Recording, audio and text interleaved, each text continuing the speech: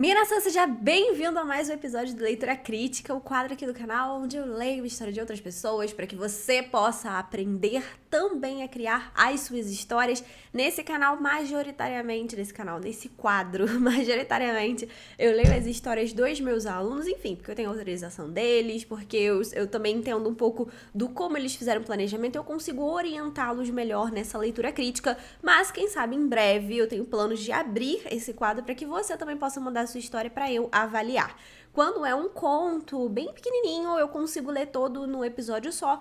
Quando é uma história maior, que é até a história que eu tô lendo agora dos meus alunos, eu acabo lendo só os capítulos iniciais, mas dá, sim, uma boa visão para o autor do que ele pode melhorar, de algumas coisas que ele talvez esteja deixando passar, e assim você também aprende a criar as suas histórias. Aqui na Lição Nerd você aprende a deixar de ser o fã para se tornar um escritor, ou seja, você deixa de ser aquela pessoa que só suspira pelas histórias para ser também uma pessoa que escreve essas histórias, né? Aqui você acaba saindo do zero, ou seja, do fã, até se tornar um escritor. Eu expliquei mais de uma vez, né? Mania de professor de ter que dar várias explicações. Ao mesmo tempo, eu sou a Jubiebe, sou sensei aqui desse canal, sensei fundadora aqui desse canal. E eu espero que você goste dessa leitura crítica. Essa já é a número 11 ou 12, se eu não me engano. Tem uma playlist aqui onde eu faço várias outras e também tem inúmeros conteúdos nesse canal que com certeza vão te ajudar a se transformar num escritor. A jornada é longa, mas é possível para todos aqueles que querem trilhar e querem escrever suas histórias e, enfim, jogar essas histórias aí no mundo. Nesse quadro, nessa segunda temporada desse quadro, eu tô lendo especificamente as histórias dos alunos que vão participar da antologia, que aqui a Lição Nerd lança esses alunos, que se chama Contos de um Aprendiz de Escritor. Esse daqui é o volume 1, tá na minha mão. Por que a capa do volume 2 não está? Porque a gente trabalha aqui com pré-venda, para que não seja desperdiçado nenhum livro, para que realmente a gente só imprima aquilo que as pessoas vão querer comprar e a gente não desperdiça papel dessa maneira também. Então, no próximo dia 5 de abril, já é na próxima semana? Não, na outra. A gente ainda tem mais uma leitura, é verdade. Então, na outra, dia 5 de abril, a gente vai estar abrindo a pré-venda e vai ter uma live de lançamento.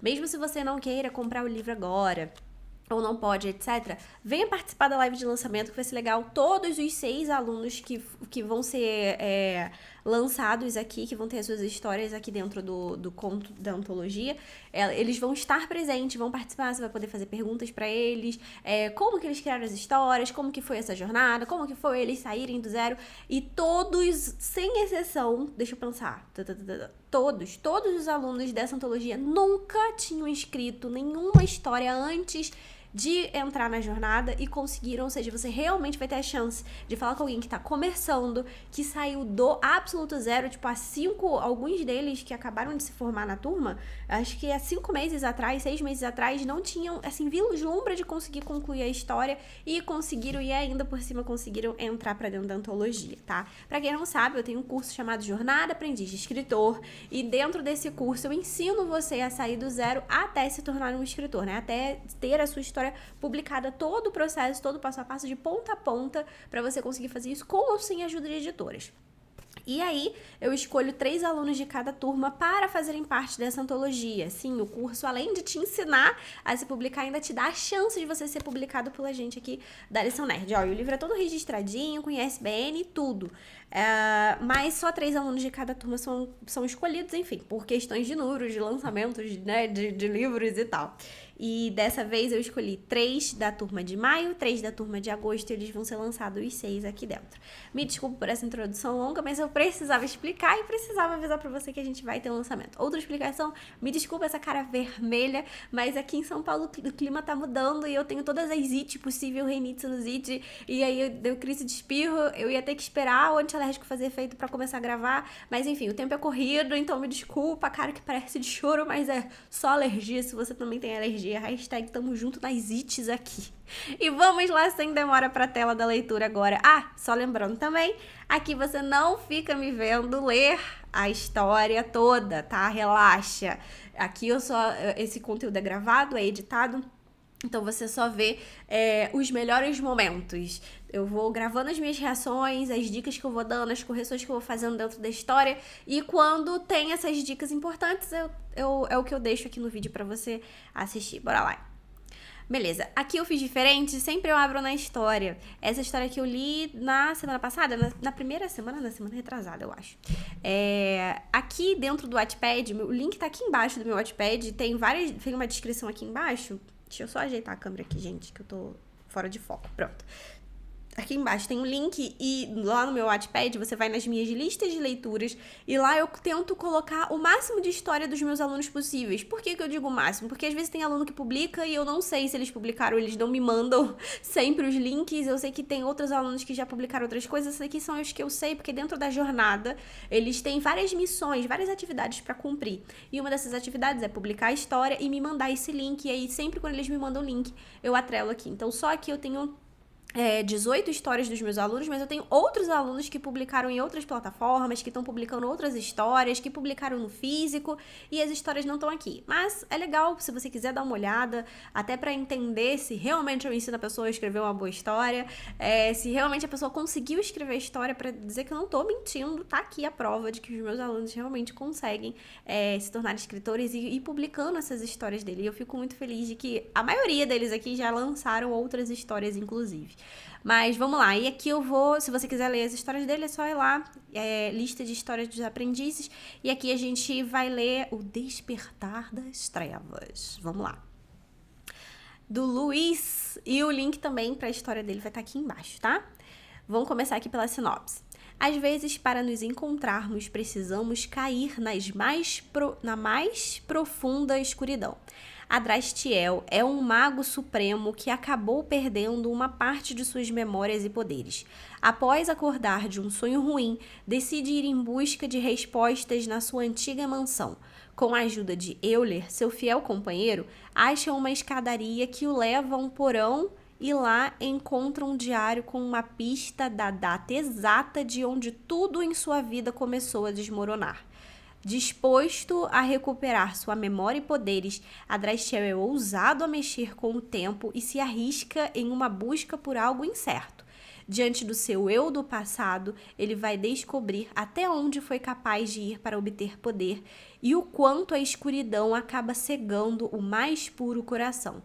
Será que vale a pena perder tudo o que ama em busca de um poder proibido? Ou devemos aceitar o que perdemos para conseguirmos seguir em frente?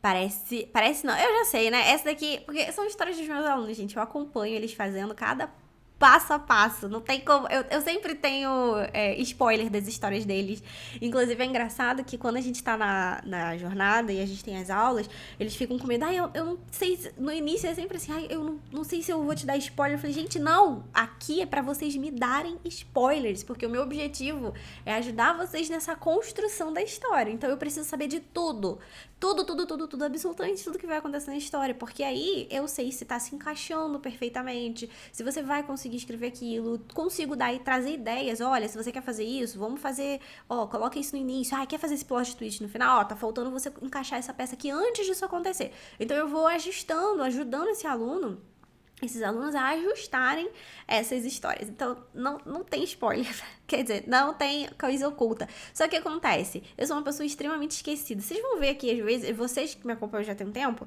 às vezes eu tento falar o nome de um autor, de um livro que eu quero indicar pra vocês, eu sempre esqueço. Eu sou uma pessoa muito esquecida, então com certeza eu tenho algumas reações aqui de que eu não lembro, né, do que aconteceu. Sou muito grata a todos que estiveram aqui me apoiando cada vez mais. Agradeço a melhor sensei, Gil, lá do Lição Nerd. Obrigada, eu não tinha lido esse seu agradecimento. Deixa eu até dar um votinho aqui. Obrigada. Sem os ensinamentos, cobranças é importante. Sempre cobro. Dicas, avaliações, eu não conseguiria alcançar a publicação do livro. Agradeço a paciência que teve comigo e assim conseguir finalizar meu primeiro livro de fantasia. Parabéns, que seja o primeiro de muitos. Sou grata a todos os meus companheiros da jornada. Eu acho lindo, assim. Eu fico muito mais feliz quando eles estão se entrosando entre eles do que necessariamente receber o elogio, porque ter uma comunidade de escritores é uma das coisas que eu sempre quis fazer dentro da jornada. que os alunos, não só da mesma turma se conversassem, mas das outras turmas. Tanto que hoje a gente tem os encontrões, que é uma vez por mês, pelo menos a gente tá tentando manter essa recorrência, tem mês que às vezes não tem, mas tá tudo bem, a gente vai indo até caminhar. Esse mês de março a gente vai ter, inclusive, nessa próxima semana, o encontro de todas as turmas pra gente trazer um tema. Geralmente eu peço pra um dos tutores, que são alunos mais antigos e que, enfim, já se publicaram e etc. Eles trazem alguma dica que eles aprenderam, né? Alguma coisa do tipo. Eu gosto muito de trazer essa interação dos próprios alunos, tendo que aprender, montar aulas pra ensinar pros outros, porque a gente tendo que ensinar, a gente aprende muito mais. E eu tô treinando esses tutores pra isso, e às vezes eu também sempre venho trazendo um conteúdo que eu sei que vai agregar mais ainda nessa carreira deles como escritores, porque todo mundo tá iniciando. E aí, eu acho isso muito legal ter essa comunidade, sabe? Deles mesmos se ajudando, se falando, se conversando, mesmo sendo de outras turmas, porque isso é muito importante, gente.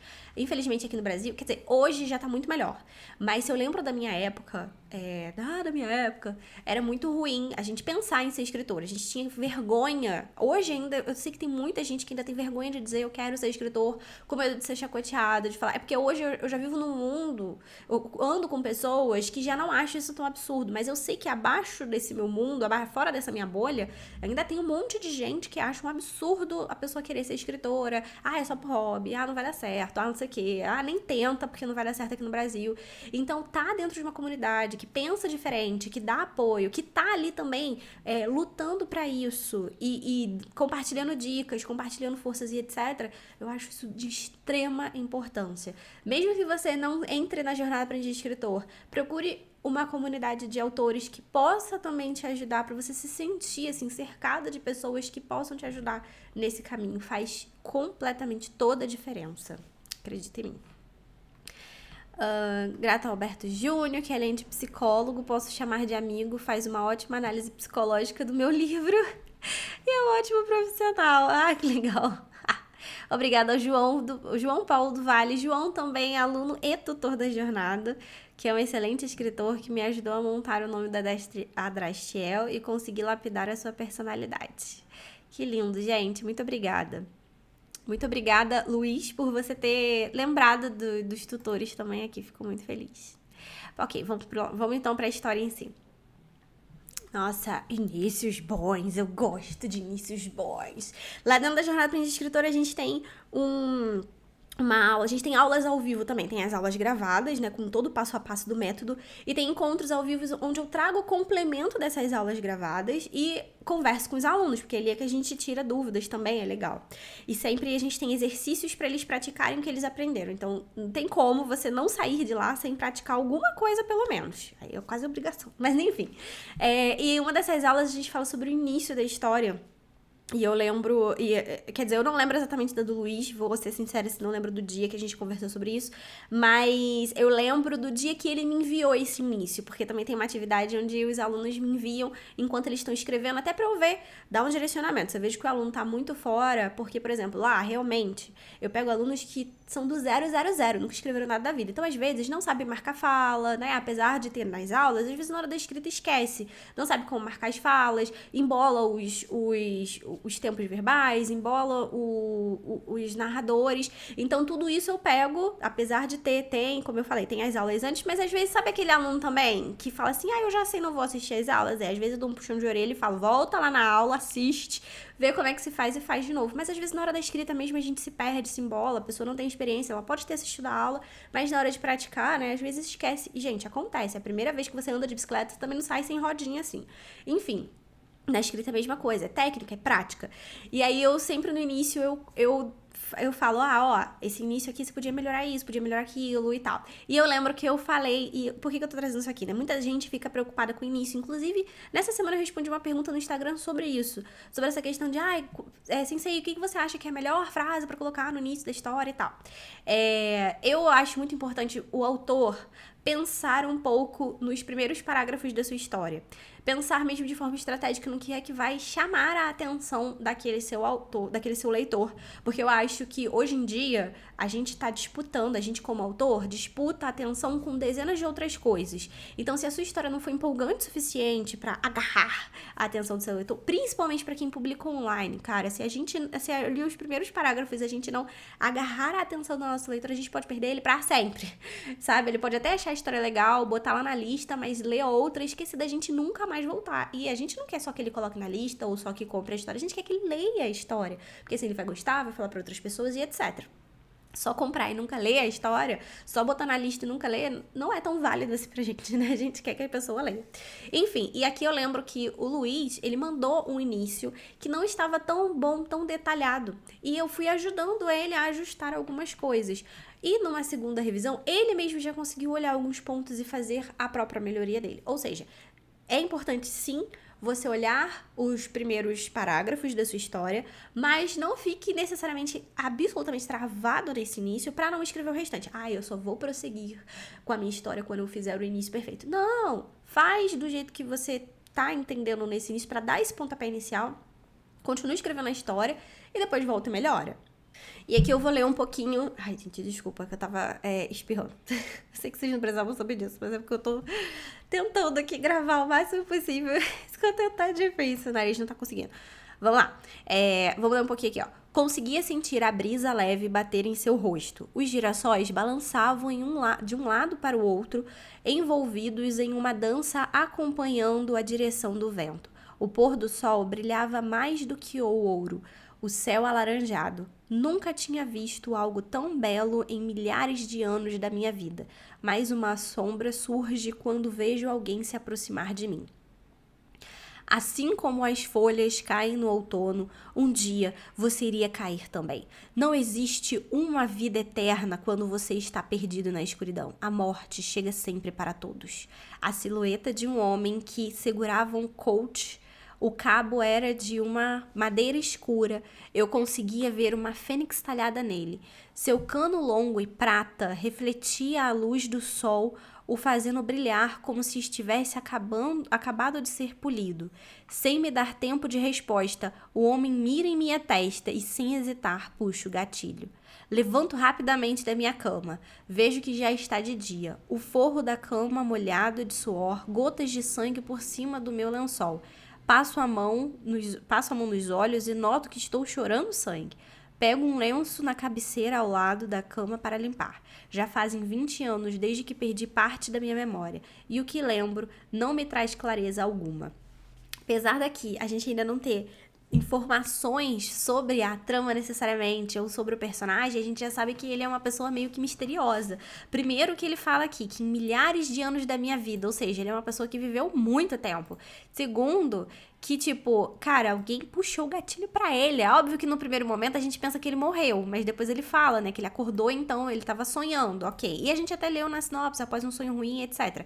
Mas como eu falei, gente, nem todo mundo lê a sinopse pra ler a sua história. Sim, às vezes as pessoas caem aqui direto, não leem a sinopse. Mas, enfim, aqui a gente tem... Deixa eu ver o que mais.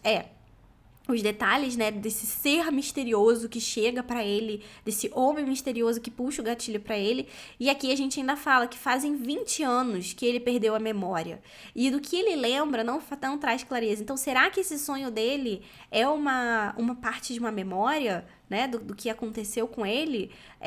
Alguém realmente tentou matá-lo e por isso que ele perdeu as memórias? Ou o que aconteceu, né, com a vida dele? Eu acho isso legal porque traz um pouco de quem é o personagem, esse personagem mais misterioso, eu ia falar sombrio, mas mais misterioso, e já dá aquela promessa pro leitor logo no início de que, coisas misteriosas, coisas de ação, principalmente por conta dessa questão desse homem com tiro já logo no início, essa memória dele perdida, essa aflição dele chorar sangue, coisas misteriosas vão acontecer ao longo dessa história. Eu acho que isso é legal, faz uma promessa boa pro leitor. Mas até falando isso, que, por exemplo, essa parte aqui dos girassóis, e do pôr do sol, de algumas coisas aqui, eu lembro bem que eu pedi pra ele acrescentar, porque na primeira vez estava tipo só, eu estava num campo de girassóis muito bonito e tava vendo muito bonito, como eu nunca tinha visto antes na minha vida, e alguém se aproximou de mim. Então, eu pedi pra ele, vai acrescentando essas coisas, vai colocando, vai construindo a cena assim aos poucos, porque isso agrega valor à cena, né, e o leitor consegue ver. Mas por que eu tô dizendo isso? Voltando naquele ponto que eu comecei a falar. Se você tá querendo fazer um início bom, e eu realmente indico que você se preocupe com isso, não necessariamente você precisa ficar travado para sempre nesse ponto. Você pode escrever a restante da história, voltar e melhorar depois, que foi o caso do Luiz. Eu só estou dizendo que é possível você fazer a história, voltar e melhorar o seu início depois, até porque eu também já fiz isso, diversos autores fazem isso, então relaxa, só não fica travado nesse início, e tipo, eu não posso continuar escrevendo a minha história se eu não tiver esse início perfeito, tá bom? Aí a gente já tem uma sequência de outros fatos que indiscutivelmente acabam chamando a atenção. Que patético. Gente, eu gosto muito desse personagem. Peraí, deixa eu ver se eu consigo imitá-lo à altura. Que patético. Você está sonhando novamente? Não seja tolo. Meu gato aparece em frente à minha cama, balançando sua cauda e surgindo seu corpo conforme ela balança, com um olhar de desprezo e uma fala tranquila e lenta. Aqui talvez eu mudaria uma coisa. Quando ele fala que meu gato meu gato aparece em frente à minha cama, balançando sua cauda e surgindo seu corpo conforme ela balança. Aqui, quando fala surgindo seu corpo após ela balança, bom, eu não sei o que todo mundo pensa, mas na primeira vez que eu li, eu até consegui imaginar no sentido de, o gato tava deitado ou tava se esfregando na cama e o dono, né? A gente nem sabe quem é ainda, agora que eu parei pra perceber, depois vai vir, mas o dono acaba vendo, né? Conforme a cauda ia balançando, enfim, ele ia vendo o corpo aparecer do gato no sentido de ele ser levantado da cama, né? Ou ele conseguir olhar aquele corpo todo. Não sei, me diz aqui depois o que você pensa. Mas nesse caso, o autor tá querendo dizer que o corpo do gato se materializava, ou seja, só tinha a cauda do gato e o corpo dele foi se materializando à medida que ele ia balançando a cauda, entende? Tipo o gato da Alice no País das Maravilhas, ele que aparecia o sorriso e ele ia se materializando depois um pouco, né, de forma diferente. Tanto que uma das inspirações foi isso. Juliana, mas ele não tá copiando. Não tem nada a ver. O Euler, ele é um personagem completamente diferente. Ele não é o mesmo gato não é o Alice no País das Maravilhas, não é o gato lá também de onde mais que tem um gato assim, gente? Peraí, eu esqueci. Mas enfim, não é. Isso não é cópia, tá bom? Só pra vocês entenderem. Quando a gente tem inspiração e quando a gente tem cópia. Tanto que o fato dele sumir não tem nada a ver com a mesma magia que é do gato do Alice no País das Maravilhas. A gente só pega como referência, porque ele se materializa dessa forma. Mas o Euler tem um poder diferente, ele tem uma construção diferente, ele é um gato completamente diferente, tá? Só que aí eu só mudaria isso, talvez o surgir parece muito comum do gato, sei lá, meu gato tá aqui, aí eu vou vendo ele surgindo à medida que ele vai saindo da mesa, debaixo da mesa. Mas eu acho que talvez o materializar, né, aquela questão de você usar às vezes as palavras certas para cravar bem na mente do leitor o que ele tá vendo. De materializar esse corpo dele, né, seu corpo vai materializando à medida que ele surge. Mas assim, é só uma ideia, não necessariamente precisa ser troca obrigatória. E aqui a gente vê a personalidade do personagem aparecendo nas falas, né? Quando eu falo diálogo, ele é importante não só pra você criar o bate-papo entre os personagens, você expõe coisas nesse diálogo. Mas o diálogo expositivo, não, são coisas diferentes. O diálogo expositivo é quando a gente quer, o autor quer expor de uma coisa mais fácil alguma informação sobre aquele mundo, né? E, gente, nem sempre o diálogo expositivo é uma coisa tão ruim assim. Às vezes ele é usado mesmo, porque naquele momento, enfim, é o mais fácil. Eu não gosto de também sair proibindo, não faça isso. Mas enfim, voltando aqui ao ponto. É expor de uma forma nas entrelinhas, sabe? Não expositivo, não assim, escrachado na cara. Porque assim, por exemplo, se fosse expositivo, o exemplo do diálogo expositivo. Bora lá, já é um corte aqui pro meu editor cortar. Bora lá, João Vitor. Olha, o que é o exemplo de um diálogo expositivo? Seria no seguinte sentido. Se aqui o Euler estivesse falando assim, Você sabe que eu sou um gato esperto e esbelto e que eu sumo quando eu quero e que eu faço e aconteço. Porque ele estaria expondo verbalmente quem ele é. Mas no caso isso não acontece. A gente vê quem ele é, que ele é um gato que surge. Um gato que não tem corpo e surge na descrição, não foi ele que falou. O autor, né, o narrador apresentou isso pra gente, não foi o personagem. Então não, ele não é expositivo. Aqui ele coloca a personalidade dele falando do jeito que ele falaria com essa personalidade. Que patético. Você está sonhando novamente? Não seja tolo. Ou seja, ele é uma pessoa absurdamente, ai meu Deus, bruta, né? Já começa, ele já inicia o diálogo assim, chamando o dono de patético. Já as escolhas da palavra do personagem também diz muito de quem ele é. Fica atento a isso também, tá? Então aqui a gente não tem um diálogo expositivo, porque ele tá mostrando quem ele é nas escolhas das palavras, nas atitudes dele e não expondo verbalmente isso, beleza? Eu ia falar mais alguma coisa sobre esse gato. Não, eu acho que não, era isso mesmo, tá bom. Que amor, essa relação deles dois. Euler, então você resolveu aparecer, gato idiota. Foi apenas um sonho ruim. Acredito que visitar a mansão faz com que minhas memórias voltem aos poucos. Falo olhando para ele e deitando novamente na cama, fechando os meus olhos. Tá, aqui uma correção, tá? Ó, aqui outra indicação sobre marcação de falas. E, gente, isso é difícil mesmo, principalmente pro próprio autor pegar isso, tá? Eu mesma, nossa, peno pra pegar isso nos meus livros, assim, eu preciso muito da ajuda dos meus revisores pra eles me ajudarem nessa parte, porque às vezes na hora que a gente tá escrevendo, a gente esquece desses pequenos detalhes, a gente tá tão preocupado com o flow da história em si, que a gente esquece. E são detalhes pequenininhos, mas como o meu objetivo aqui é ensinar, eu vou compartilhar esse conhecimento com vocês, tá? Por exemplo, aqui ele fala, não seja tolo, e nós não temos uma pontuação, meu gato aparece em frente aqui, isso não temos o que a gente chama de verbo dicente, ele tá fazendo a descrição de como o gato aparece. Então, nesse caso, a gente teria que ter um ponto antes do travessão. Aqui embaixo, e ó, eu só aprendi isso depois de muito estudo e muita prática, tá bom? Não é que eu sou a expert em português, muito pelo contrário, nossa, coitado, dos meus professores de português. Vamos lá. E aqui embaixo, ele já fala, falo. Isso é um verbo dicente, ou seja, quando ele diz falo, diz, gritou, gritei, grito, sabe? Verbos que depois da fala expressam como, de que forma aquele personagem falou, expressou aquela fala. E tem outros, tem uma lista desses verbos, se você coloca na internet você consegue achar. Nesse caso aqui, esse F tinha que ser minúsculo e esse ponto não deveria existir, porque a gente entende que isso daqui é uma continuação daquela fala, como se fosse, ou seja, é o como aquele personagem falou. Aqui é o como aquele personagem agiu, ele já agiu, né?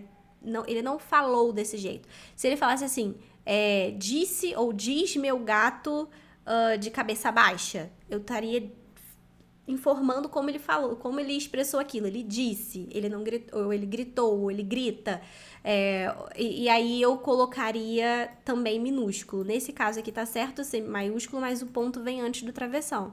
E nesse caso aqui, o ponto vem depois do travessão, isso daqui fica em minúsculo, porque parece que você tá ainda dentro da mesma fala, porque você só está destacando como ele falou aquilo. E aí o ponto final só aparece aqui embaixo. Conhecimento, né? Tem uma postagem no Instagram onde eu explico um pouquinho mais sobre isso, tá? E com exemplos. Mas só seria uma coisa para o autor ficar alerta e para você também na hora de escrever. Mas então, por que eu tô falando isso? Tá, porque às vezes... Porque eu defendo mesmo o escritor que às vezes erra na pontuação, às vezes erra em alguma palavra, escreve alguma palavra errada, esquece algum acento, porque... De verdade, é muita coisa pra gente lembrar enquanto a gente tá escrevendo. Por isso que a gente precisa dos revisores. Graças a Deus pela vida dos revisores. Revisores, eu amo vocês. Porque o revisor, sim, ele não tá preocupado em escrever aquela história. Já tá escrita. Agora sim ele vai procurar ali os erros pra que o autor melhore aquele texto. Tá bom? É sobre isso. Então, se você... Por que eu falei tudo isso? Se você é uma pessoa que também não se acha 100% boa em português, eu não sou o aluno nota 10 em português, não tem problema, você ainda assim pode escrever suas histórias. Óbvio que aqui eu sempre instruo os alunos a escrever o melhor possível, ninguém aqui escreve garrancho ou sai da jornada escrevendo garrancho no sentido, garrancho é a palavra, né? É quando escreve, enfim.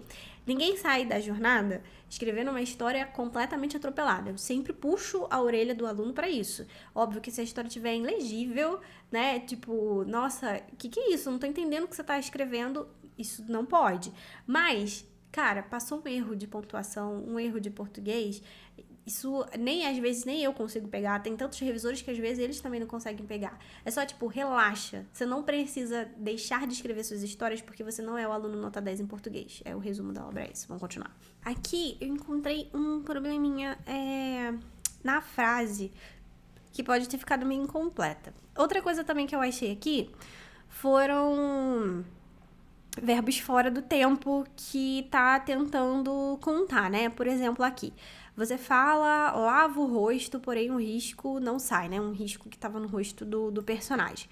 A ansiedade que eu estou, você tá tudo falando no momento presente. Mas quando você chega no cabelo, você fala assim, meu cabelo chega, né? Ou seja, no momento presente, quase em meu ombro.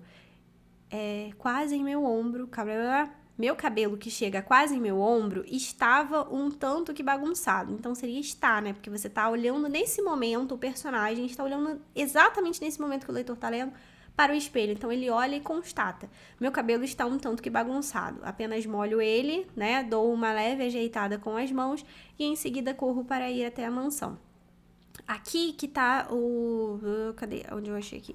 A gente tenta abrir a porta, porém não consigo sair. Sinto um pouco de dificuldade ao empurrar, pois havia nevado a noite toda e cobriu a frente da casa.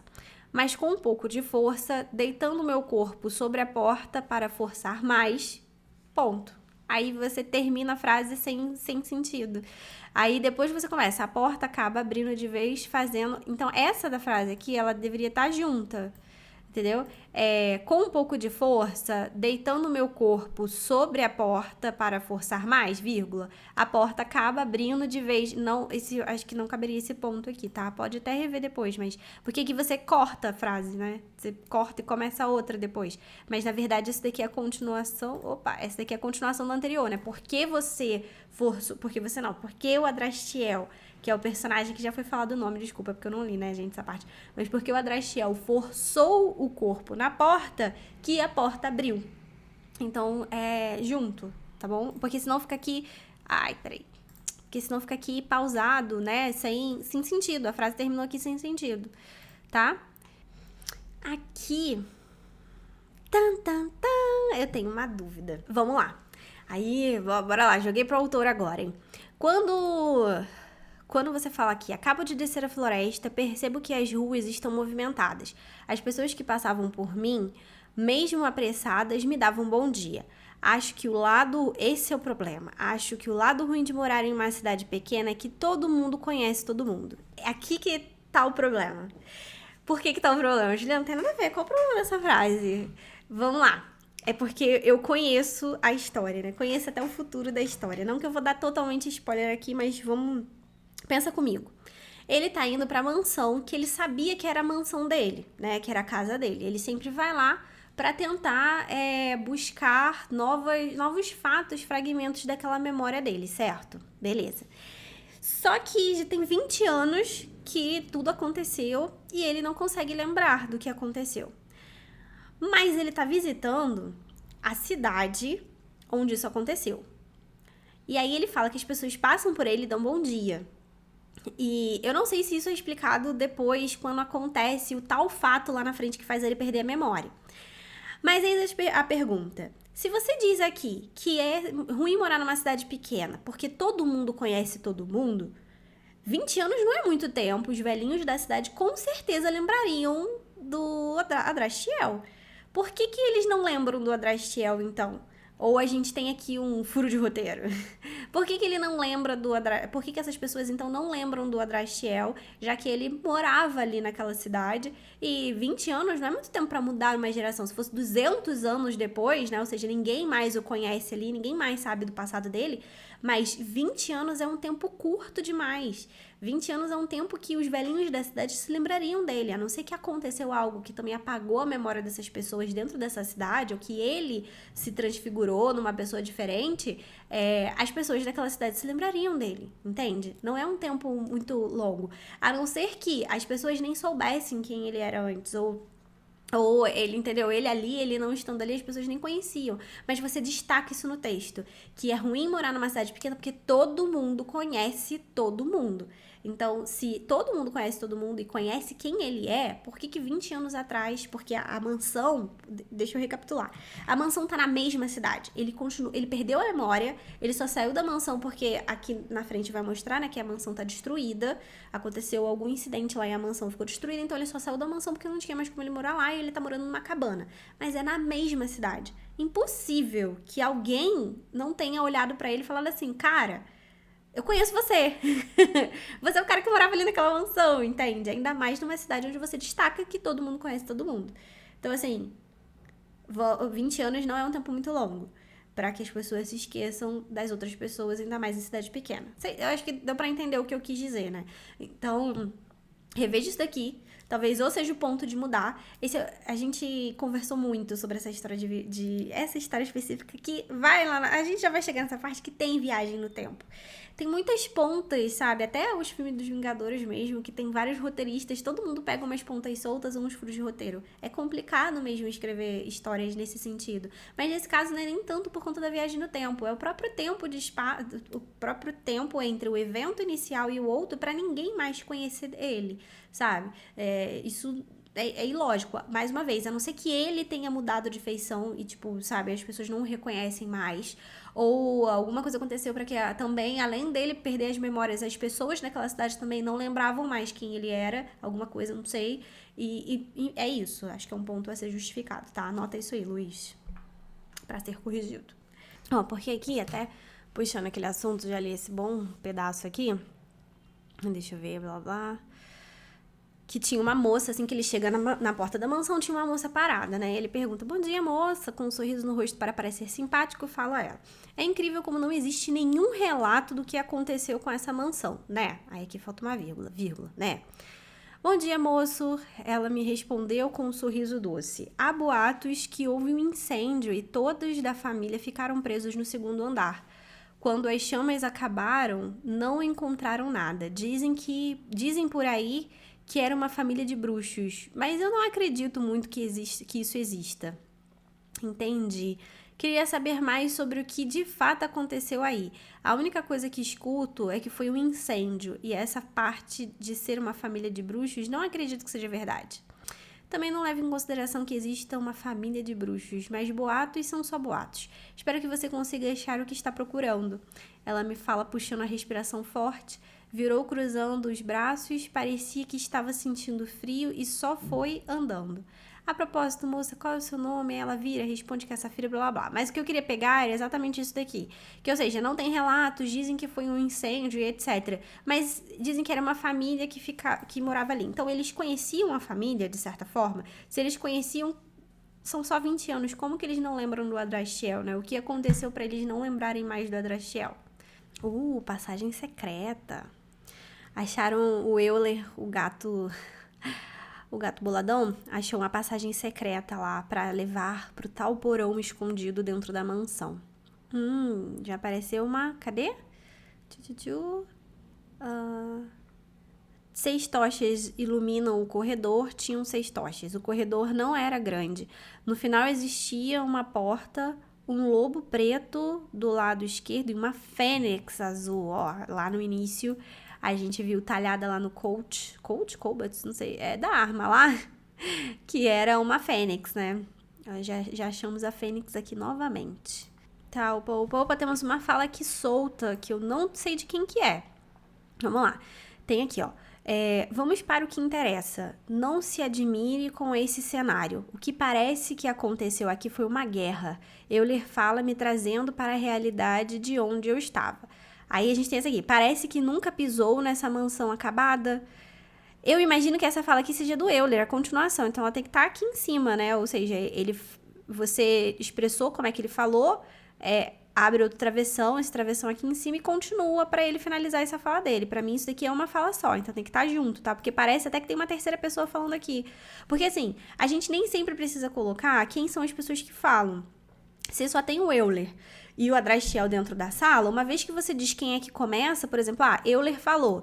Essa outra fala aqui, então parece que é a do Adrastiel. Só que em seguida, o Adrastiel diz que ele fala isso também. Então, ou isso daqui é uma voz do além, uma terceira voz que surgiu do nada, mas eu imagino que ela seja parte da fala do Euler anterior. Então, para não confundir o leitor, pega essa fala aqui e coloca, né, com a fala do Euler anterior, tá bom? Porque senão fica confuso. Aqui, quando a pessoa lê essa segunda, ela até entende, né? Porque, enfim, Euler, Adrastiel, Euler, Adrastiel, Euler. Porque quando tem só duas pessoas, a gente acaba entendendo ping-pong. Quem fala, quem responde, blá, blá. Mas surgiu uma terceira fala aqui, tipo, Euler, não sei quem foi, Adrastiel. Então parece, tipo, mano, surgiu uma voz do além aqui pra falar. Junta com a fala anterior, tá bom? Pra ficar certinho. Eu só estou tentando entender o motivo pelo qual esse lugar não pegou fogo. E se foi uma guerra, qual o motivo de ter só... Tá, aqui eu tiraria guerra. Eu acho que guerra ficou um pouco demais. Porque, tipo, guerra é uma coisa muito grande pra acontecer dentro de um porão, né? Ainda mais que parece não ser um porão tão grande assim. Enfim, ainda assim, não seria uma guerra. Talvez uma batalha, uma disputa. Mas guerra é um pouco demais. Eu acho que eu tiraria. Porque aquilo traz um pouco de exagero pro texto, que não é o objetivo nesse sentido, né? Talvez uma luta, uma batalha, mas guerra eu acho um pouco demais. Porque guerra a gente sempre remete a uma coisa muito grande, né? Algo grande acontecendo, uma disputa grande, muitas pessoas, e a gente tá num lugar pequeno. Então aqui eu trocaria o guerra. Porque eu disse isso, né? Eu não tô lendo a história inteira pra vocês, mas é porque eles chegaram no porão e eles falam que o porão era enorme. Tudo bem, era grande, mas não imagino que para comportar uma guerra, né? Mas vamos lá, o porão era enorme e aparentemente várias estantes de livros caídas com 2 gaiolas grandes derrubadas no chão. Não vi marcas de incêndio. Era como se algum furacão tivesse passado por aqui dentro e arremessou tudo. O furacão eu até entendo, né? Porque, tipo, um vendaval, então arremessou tudo. Parece que tá tudo revirado lá dentro. É mais o sentido de que tá tudo revirado, caído no chão. Mas aqui, vamos para o que interessa, né? O Euler fala. Vamos para o que interessa. Não se admire com esse cenário. O que parece que aconteceu aqui foi uma guerra. Então aqui a guerra eu achei um pouco demais, tá? Eu acho que eu tiraria. Foi uma grande confusão, não sei, ou uma grande batalha, talvez, tá? Uma luta, alguma coisa do tipo. E se foi uma luta, se foi uma batalha, qual o motivo de ter só algumas coisas jogadas no chão? Não faz sentido. Eu falo olhando de um lado para o outro, tentando achar alguma pista, ok? Um diário preto com o meu nome nele e um emblema de uma fênix na capa. Ao abrir, vejo uma data de 20 anos atrás e uma frase escrita, teste final. Eita. Foi o teste que deu errado? Esse daqui, gente, isso foi um grande desafio para ele. Eu lembro disso porque eu ajudei ele a descrever essa parte. Deixa eu ver se tem a imagem. Ele não colocou a imagem. Depois tenta colocar, Luiz, a imagem... Você tem uma imagem desse relógio, eu acho que seria legal, igual você colocou no símbolo no capítulo anterior. Foi difícil de escrever, às vezes tem coisas que é muito difícil. É um relógio, nossa, eu não consigo nem conseguir, tipo, descrever rapidamente. Podia ter imagem aqui, mas enfim. Eu sei que ele mandou até numa missão, mas eu não vou pegar agora não, que eu acho que tá guardado lá nos arquivos da pasta dele, mas enfim. Sim, eu guardo todas as informações das histórias dos meus alunos. Por quê, Juliana? Porque eles me mandam e eu guardo lá. Sempre que eu preciso analisar as histórias deles, fica guardada lá, né? Mas até depois do período que eles publicam a história, os arquivos são apagados, enfim, lei de proteção de dados e tudo isso. E aqui você tem, começa a desenhar no chão um relógio de bolso. É um relógio de bolso, como se fosse, sabe aquele relógio do Fullmetal Alchemist? Eu tô olhando pro lado porque eu tenho um igual. Mas enfim, aqueles relógios de bolso, só que dentro ele é completamente diferente. Ele tem como se dentro do relógio tivessem 3 relógios diferentes, e cada relógio, em volta de cada um desses reloginhos, desses ciclos diferentes, né, com ponteiros diferentes dentro do mesmo relógio, ele tem números diferentes, marcam coisas diferentes. Como que você descreve isso para dentro do livro? Foi difícil, porque era importante o leitor visualizar como que era. E o que ele fez uma descrição lá e eu ajudei ele a descrever mais. Qual o grande segredo de você descrever uma coisa muito complicada? É você dividir por partes. Fazer o leitor enxergar cada uma das partes. Primeiro a gente mostrou o que era o relógio como um todo, um relógio de bolso, beleza. Então o leitor visualizou que era um relógio de bolso. Igual eu falei aqui pra você. Dentro desse relógio tem 3 outros pequenos relógios, né? Tem 3 outras pequenas marcações, cada uma com seus ponteiros. E depois a gente foi explicando cada uma desses ponteiros e o que fazia. Eu vou ler pra vocês entenderem como é que foi feito, porque talvez isso possa ajudar outras pessoas também a fazerem melhor a descrição, né, de alguma coisa complexa, complicada, quando você tá escrevendo aí na sua história. Vamos lá. Começa a desenhar no chão um relógio de bolso, porém, não parece com um convencional. Então ele já diz, não é o modelo de um relógio de bolso, mas não é um convencional. Começa com um círculo grande, mais ou menos com uns 60 centímetros de diâmetro. Na borda desse círculo, contornando todo o aro interno, escrevo siglas de todos os meses do ano. Após isso, abaixo de cada mês, porque ele tá desenhando também, né? Então, fica mais fácil, porque, você vai mostrando pro leitor, a gente tá mostrando pro leitor como que cada um dos ciclos está sendo construído. Então, aquilo dele vai encaixando na mente do leitor. Mas se já tivesse construído, você também podia ir explicando por partes, se fosse importante explicar cada uma dessas partes, né? Desculpa interromper, mas vamos lá. Após isso, abaixo de cada mês, coloco a marcação dos dias 10, 15, 20, 25 e 30. E abaixo de cada conjunto de números desses, e acrescento os signos de cada mês. Finalizo as bordas, mas ainda não está completo. Ou seja, ele finalizou a borda, mas ainda não está completo. Então, vamos para mais um passo. Dentro, desenho mais 3 círculos menores com marcações diferentes no centro dele. Um pouco mais à esquerda do seu círculo externo, faço marcações das horas com os números romanos. No círculo interno, coloco as iniciais dos dias da semana em inglês. O segundo fica localizado na parte inferior do relógio, né? Faço ele em formato de meia-lua, coloco os dias do mês, abaixo dos dias coloco as 3 primeiras letras de cada mês. E abaixo dessas 3 primeiras letras, abaixo disso faço uma bússola. O último círculo fica localizado à direita e também é um círculo. Desculpa, é porque eu antecipei, né?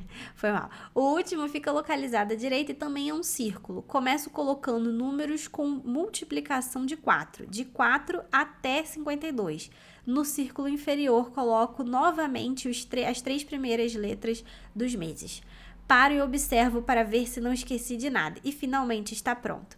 Ou seja, é um relógio complexo. Talvez eu lendo aqui você não consiga visualizar. Mas se você para analisar cada um dos pontos, você consegue visualizar na cabeça. Peraí, é um relógio de bolso. Primeiro ele faz um ciclo. Aí ele faz as letras. Depois ele desenha mais 3 outros ciclos.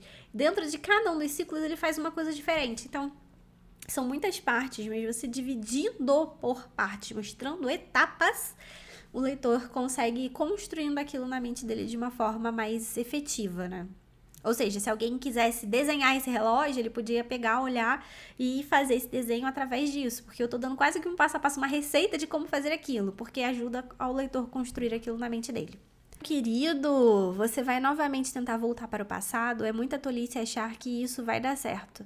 Saiba que não tens meu apoio. Euler começou a falar isso em um tom de deboche. Pelo menos uma vez em sua vida inútil, você poderia só observar sem falar nada? Da última vez eu não tinha a data exata, ou seja, ele já voltou outras vezes no passado, mas como ele não tinha a data exata, ele ia voltando em passados, em datas aleatórias e não descobria nada sobre a falta de memória dele, né? E eu sei que caí em um local totalmente contrário do que deveria cair. Quase morremos. Mas conseguimos reverter daquela vez. Olha só, brincar com o tempo não é fácil. Respondo enquanto observo mais uma vez o relógio. Ok, mas não é porque você tem uma data que agora pode funcionar. Porém, como um bom aliado que sou, ótimo aliado, que adora botar pra baixo. Vou ficar de fora dessa. É ótimo. Como um ótimo aliado que sou, eu vou ficar de fora dessa, tá? Eu vou deixar você sozinho aí, que você que se lasque. Não vou te dar ouvidos. Em todas as vezes que tentei voltar e dava errado, você só desaparecia com medo e me deixava sozinho. Se aproxima um pouco aqui para o meio do relógio, só para eu ver se ficou do tamanho ideal para nós dois. Ai, ai, o gato desce, né? Eu puxo de dentro da minha capa uma 12 de cano duplo. Que isso, gente? Como assim a pessoa anda com um revólver assim no... Eu puxo de dentro da minha capa uma 12 com cano duplo banhada de prata. O cabo dela tinha uma cauda de um dragão feito de bronze, cortando ele todo. Mirei na cabeça de Euler, meu Deus, e dei um belo de um tiro. Como eu estava querendo fazer isso há bastante tempo, o sangue dele espirrou por todo o relógio. Nossa, é realmente uma história bem dark. Fecho as mãos juntando os 2 polegares, deixando eles colados com os indicadores, que levantados ficam juntos. Meus dedos médios abaixados, colados, os anelares também abaixados juntos e o dedo mindinho levantados. Tocando as pontas, fazendo um sinal com a mão, falo em voz alta. Spatium temporis, foi mal. Ó, eu já ia falar o feitiço errado. Gente, ele matou o gato. Agora, uma coisa que eu senti falta foi do gato ir, né? Ou ele foi sem reclamar. Quando ele fala, se aproxima aqui rapidinho pra ver e tal, poderia dizer que o gato foi pro ciclo, né? Porque ele, imagina que ele tava em cima de uma bancada, alguma coisa do tipo. Aqui eu senti um pouquinho de falta de ver o gato de fato indo pro ciclo. É óbvio que aqui quando você fala que ele atira no Euler, ele já tá lá no centro do relógio, mas colocaria isso até pra gente, o leitor ver o gato caminhando até esse ciclo. Vamos pro próximo. Isso aí é um errado, ó. Levanto a mão e faço um círculo. Deve ser... Levanto a mão, né? Esse aqui saiu errado. Muitas pessoas correram... Assim que ele chegou no mesmo lugar há 20 anos atrás, as pessoas já correram atrás dele e o xingando de bruxo. Bruxo, peguei o bruxo! Não me diga que realmente funcionou. Eu aqui achando que isso era uma ideia totalmente ridícula. Estou admirado pelo talento esplêndido que você possui. Olha, se eu tivesse mãos, iria te aplaudir agora. Ouço a voz de Euler, estragando totalmente o momento que eu estava tendo. O gato não morreu, no caso, né? Ele não morre, na verdade, né? Ele é quase que um ser eterno. Ele ressurge dos mortos. Olha só. Beleza. E aqui ainda tem outra coisa que reforça o que eu disse lá no início, né? De que as pessoas não lembravam dele. Ele, no passado, a gente descobre aqui agora, e aí é um pouquinho de alerta do spoiler, mas não é um spoiler tão grande assim. Ele, no passado, e até uma justificativa do porquê que ele morava naquela mansão, ele era o líder daquela cidade. 20 anos só. Impossível que as pessoas esqueceram do líder da cidade, sabe? Apesar dele tá com cabelo maior e tal, mas não é possível que as pessoas não pelo menos, desconfiariam da mesma feição dele. Não aqui nesse momento, porque aqui nesse momento, quando ele volta no passado, ele mesmo fala que, assim que ele chega, ele meio que cai do céu na praça e o pessoal já fala... Cai do céu, né? Não é bem assim, mas ele surge do nada no meio de uma praça movimentada, então as pessoas já correm atrás dele gritando, pega o bruxo, magia, vão matar, não sei o quê.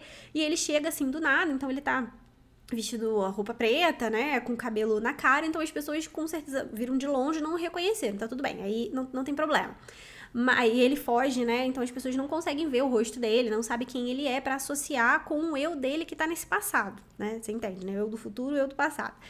E só que aí, esse eu do passado, né, a Adrastiel do passado, ele era o líder daquela cidade. Então, no futuro, né, explodiu e tal, não sei o que, todo mundo sabia quem era aquele cara. 20 anos se passaram, não é possível que eles esqueceram totalmente da Adrastiel. Por mais que ele ficasse escondido lá na montanha dele, né? O cabelo cresceu, envelheceu um pouco e tal, ainda assim, com uma pessoa marcada, e porque você frisou que naquela cidade pequena as pessoas sempre conheciam umas às outras, seria impossível, mais uma vez, a não ser que ele desconfigurou, né, o rosto dele ou etc., se transformou numa outra pessoa, mas ali eu tiraria isso. Ou tiraria aquela questão de destacar que todo mundo conhecia todo mundo, porque é ali que cai o erro, entendeu? Porque ele poderia realmente ser uma pessoa que, enfim, passa despercebida, né? O que é difícil numa cidade pequena, mas ainda assim, aí fica um ponto de atenção. E fica mais latente nisso, quando a gente descobre que quando ele volta no passado, o ele dele do passado, né, o que aconteceu há 20 anos atrás, ele era um líder naquela cidade, então ele era conhecido. Como que as pessoas esqueceram dele assim, né? O melhor jeito de se esconder, né, de se proteger é fingir ser o próprio caçador, né? O Adrastiel fala que, de novo, o melhor jeito de se proteger é fingir ser o próprio caçador, né? Porque como procurar você mesmo, no caso? O que acontece? Aqui, como as pessoas estão lá em Polvorosa, na casa do Adrastiel do passado, Adrastiel jovem, Adrastiel 1.0, e ele fala não, gente, eu já tô ciente de que existe, né, desse negócio de que caiu um bruxo aqui na cidade, e eu vou procurá-lo e tal, não sei o quê. Tipo, ele é o líder que caça, né, faz a caça às bruxas quando é necessário, mas ele mesmo é o próprio bruxo da cidade. Então, tipo, ele mesmo fica se protegendo, né, como desconfiar daquele que é o caçador, né.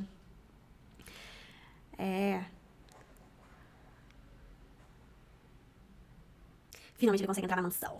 E se disfarça de monge. Ai, eu sou um pobre monge que precisa de abrigo. Enfim, né? Eu não daria abrigo pro monge, eu só queria dizer isso. Que eu tô colocando aqui, ninguém negaria uma estadia, eu negaria. Porque eu não conheço, não adianta, a gente não conhece você, moço. Eu posso até te ajudar, mas eu não conheço, não vou deixar você entrar na minha casa. Mas enfim, aqui no caso a gente tem uma outra época, digamos assim. E a casa era grande, ele era o líder da cidade, então meio que foi, tipo, a minha responsabilidade, né? Blá, blá, blá. E aí ele conseguiu entrar na mansão. E agora? O que é que vai acontecer? Essa imagem tinha que ter colocado aqui. Cadê? tinha que ter colocado no corpo do coisa. Deixa eu ver se aparece. Tá vendo? O Euler. O Euler de chapéu. Mas ele nem sempre anda com chapéu. Mas esse é o Euler. Parece meu gatinho. Cadê meu gato? Gato. Parece Danielson. Danielson é o meu gato, tá? Na verdade o nome dele é Daniels, mas a gente chama ele de Danielson. Longa história. Mas vamos lá. Vamos lá, finalizei aqui a leitura dos 3 primeiros capítulos, que é o que eu consigo ler nesse período. Já tava tendo 1h20, deve estar com uns cortes, deve estar fazendo uns 40 minutos aí. Acho que deu pra tirar bastante coisa, né, de dica desses 3 primeiros capítulos. E agora a gente parou, eu sempre paro na parte tensa, né? O Adrastiel entrou, finalmente conseguiu entrar na casa dele e conhecer o eu dele do passado, que o legal é que a gente já tem um primeiro choque, porque apesar da gente ver o Adrastiel do passado, a gente começa a acompanhar ele, né? O Adrastiel do presente, que se torna o Adrastiel do passado, quando ele vai pro passado. É isso. Enfim, quando a gente, do futuro, na verdade, ele se torna o Adrastiel do futuro, quando ele conhece o Adrastiel do passado, que aí se torna o Adrastiel do... Enfim, viagem não tem problema. Quando a gente conhece o Adrastiel 2.0, né, que é do futuro, enfim, vocês entenderam. E aí a gente volta no passado, a gente já tem um choque de personalidade. Porque o Adrastiel que a gente começa a conhecer, apesar dele ter uma certa arrogância conversando com o Euler, ele ainda assim meio que se mantém calmo, parece uma pessoa serena. Inclusive, quando ele tem um contato com as pessoas da cidade, ou com a menina lá que tá na frente da mansão, ele tem um contato sereno com as pessoas. Assim que a gente vai passar, a gente já vê uma personalidade diferente dele naquele passado. Ele é uma pessoa mais enérgica, mais ranzinza, mais arrogante também. Assim que ele tem o primeiro contato com o Adrastiel do passado, que vestido de monge, ou seja, ele não se reconhece por causa disso, ele acaba tendo um comportamento diferente do que a gente conhece. Isso é interessante, porque a gente começa a ver que algo aconteceu pra de fato ele mudar, de ser essa pessoa extremamente arrogante, pra ser o que a gente conheceu no início do livro, né? Então o que aconteceu? A gente tá indo em busca desse passado pra entender o que é que aconteceu que transformou esse personagem desse jeito. E tem outros mistérios, né? Parece a própria Isis. Quem é essa mulher e pra onde ela foi também? Porque ele acorda sem ela. 20 anos no futuro ele tá sem ela. Então pra onde essa mulher foi? Outra coisa também é que aparece que ela fala sobre 2 crianças que tem ali e de alguns segredos daquela mansão que não podem ser revelados, né? Eu fico imaginando muito a mansão... não é a mansão Foster pra amigos imaginários. Meu cérebro tá me lembrando dessa, mas não é. É o orfanato da Senhorita Peregrine, né? Eu vou falar pra crianças peculiares, alguma coisa do tipo. Eu gosto do filme. Não teve continuação, né? Não teve tanta atração assim, mas eu gosto. Eu queria ler os livros, tá na minha lista de leituras lá pra pegar pra ler. Mas eu gosto muito dessa pegada, né? Dessas peculiaridades, dessa coisa mais dark, mais sombria, etc. Eu acho que tem essas pegadas, né? Dessas crianças, quando envolve crianças poderosas, né? Crianças que a gente não fale com a criança, porque aquela criança é boa coisa, não é. Enfim, a gente vai descobrindo isso ao longo da história. Tem sim alguns eventos interessantes pra acontecer ao longo dessa história. Se você quiser acompanhar agora que o Adrastiel conseguiu entrar na mansão dele, construída, conseguiu voltar exatamente no ponto do passado dele, onde tudo acontece, clica aqui embaixo pra você ler a história do Luiz. Em breve, eu não sei se ele já tirou, mas essa história daqui a pouco vai estar só uma amostra grátis, porque a história história completa vai estar aqui dentro do Contos do Aprendiz Escritor. E se você quiser ler a história, adquire o livro, adquire o e-book, vem aqui no dia 5 pra você entender como que ele teve essa ideia de pegar todos esses universos diferentes de viagem no tempo, de bruxaria, de gatos falantes e que desaparecem pra construir essa história. E, enfim, participa, que eu acho que vai ser muito legal. Como dica aqui, talvez, da história como um todo, né?